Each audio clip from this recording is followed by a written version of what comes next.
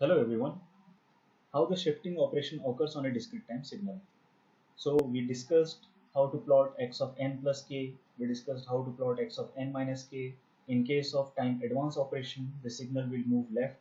In case of time delay operation, the signal will move right.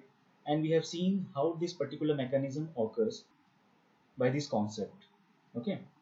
Now in this particular session, by using the same concept, we will discuss about the time scaling operation on a discrete time signal. Okay. So time scaling compresses or enlarges a signal by multiplying the time variable by some number, or you can say some scalar quantity.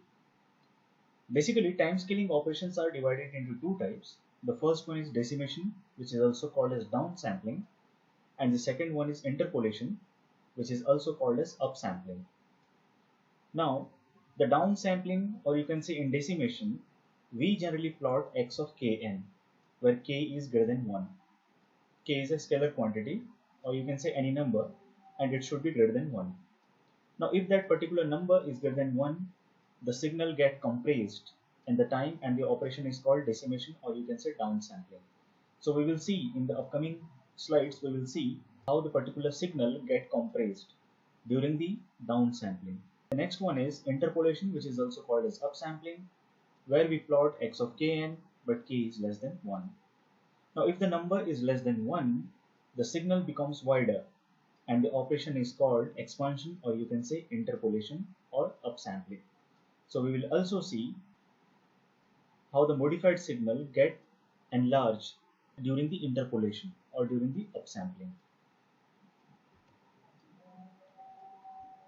So we have taken one example here. As you can see, this is my original signal. Now I need to plot x of 2n. So what we will do, now let us check first what is the range of the original signal. The range of the original signal is from -4 to 4. So what I'll do, I'll write the modified time between -4 to 4. Now for this particular equality, what is the value of n? So we can say that the value of n will be from -2 to 2, because this particular 2 will divide here and will also get divided here. The range of the new signal will be from -2 to 2. So what I'll do, I'll make a table, and in the first row, I'll arrange the original time, which is -4, -3, -2, -1, 0, 1, 2, 3, 4. Then after dividing it by 2, I'll arrange the second row. The new time will be -4 divided by 2 is -2, -3 divided by 2 is -1.5, -2 divided by 2 is -1, -1 divided by 2 is -0.5, 0 divided by 2 is 0, 1 divided by 2 is 0.5, 2 divided by 2 is 1, 3 divided by 2 is 1.5, and 4 divided by 2 is 2. So this is my original time, or you can say the time for my original signal, and this is the time for my new signal, modified signal. Now what I'll do, I'll arrange this time on the axis -2, -1, 0, 1, and 2. I'll not locate the fractional number on this particular time axis, because we should not show the amplitudes on the fractional number. We will always show the amplitudes on the whole number, or you can say only on the negative integer and positive integer and at 0. Now we can say in the original signal at -4 the amplitude was 2.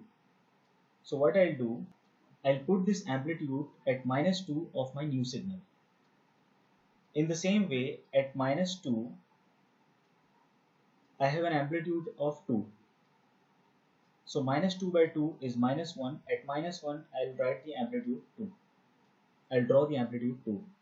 Now next is 0 divided by 2 is 0. So at 0 the amplitude at original signal was 1.5.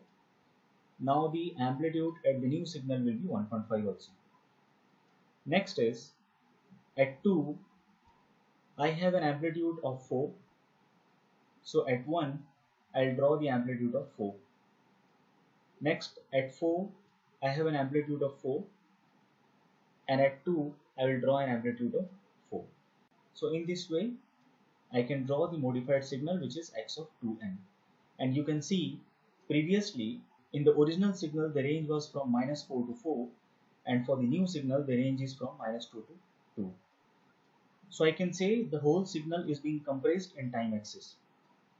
That is why it is called decimation or downsampling.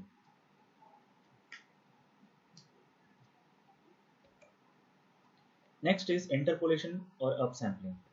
So let us draw x of n divided by 2, x of n by 2. So as you can see, this is my original signal, and this original signal has a range from -2 to 2. Now I need to check what will be the range for my new signal. So what I'll do, I'll simply write here n by 2 between -2 to 2. Now what will be the value of n? So n will be 2 into -2, which is -4, 2 into 2, which is 4. So n will have a range from -4 to 4 for my new signal. Okay. So what I'll do, I'll simply arrange in the first row the original time, -2, -1, 0, 1, 2. So this is my domain of the original signal. Now the domain of the modified signal will be -2 into 2, which is -4, -1 to 2, which is -1 to 2, which is -2, 0 into 2, which is 0, 1 into 2 is 2, and 2 into 2 is 4. Now what I'll do, I'll simply draw the amplitude at the modified times. So at -2, I have an amplitude of 2. So I'll draw an amplitude of 2 at -4. At -1, I have an amplitude of 2. So at -2, I'll draw an amplitude of 2. At 0, I have an amplitude of 1. So I'll draw an amplitude of 1 at 0. At 1, previously it was 4. So it is 4 at 2. Now at 2, the amplitude is 4, and this is the modified amplitude. So this is the amplitude at my modified time, which is at 4. So you can see previously the range was from -2 to 2, and now the range is from -4 to 4, and I can say the modified signal is enlarged. That is the reason this is called interpolation or upsampling. The sampling rate gets increased. So this is all about the concept of interpolation and decimation, or you can say upsampling and downsampling.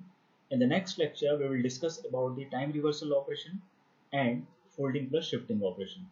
Thank you.